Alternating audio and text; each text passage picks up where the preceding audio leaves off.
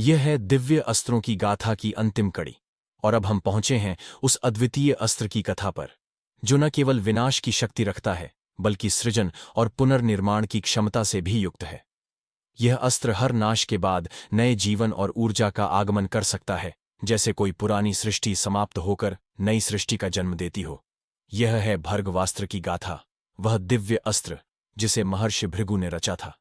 भृगु, जिनका ज्ञान और तप देवताओं से भी कहीं बढ़कर था, ने इस अस्त्र को अपनी शक्तियों से अवतरित किया। यह अस्त्र न केवल शत्रु को नष्ट करता था, बल्कि उसके नाश के साथ नए जीवन की सृष्टि भी करता था। भर्गवास्त्र सृजन और विनाश के चक्र का प्रतीक था, जो इस ब्रह्मांड के रहस्यमय संतुलन को बनाए रखता था।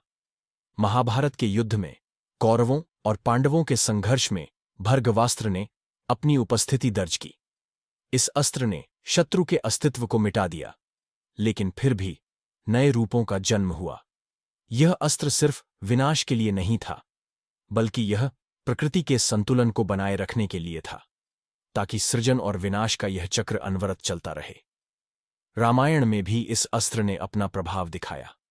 भगवान राम ने भर्गवास्त्र का प्रयोग कर राक्षसों के आक्रमणों को न केवल नष्ट किया, बल्कि उनके कारण उत्पन्न अशांति को भी समाप्त किया। राम ने सिद्ध किया कि सृजन और विनाश दोनों एक दूसरे के पूरक होते हैं, और दोनों का सही समय पर उपयोग अत्यंत महत्वपूर्ण होता है।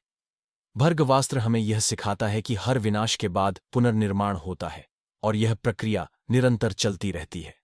जैसे भर्गवास्त्र ने सृजन और विनाश के बीच संतुलन स्थापित किया, वैसे ही हमें भी अपने जीवन में इस संतुलन को समझने और अपनाने की आवश्यकता है।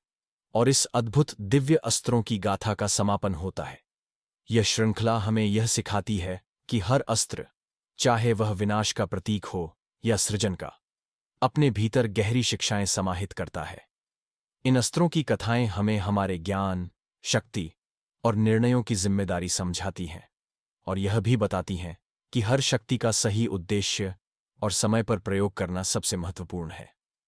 अंत में यह श्रृंखला हमें यह संदेश देती है कि भगवान, आर्षे और दिव्य अस्त्रों की शक्तियां केवल युद्ध और संघर्ष के लिए नहीं थीं, बल्कि जीवन के हर पहलू को संतुलित करने के लिए थीं।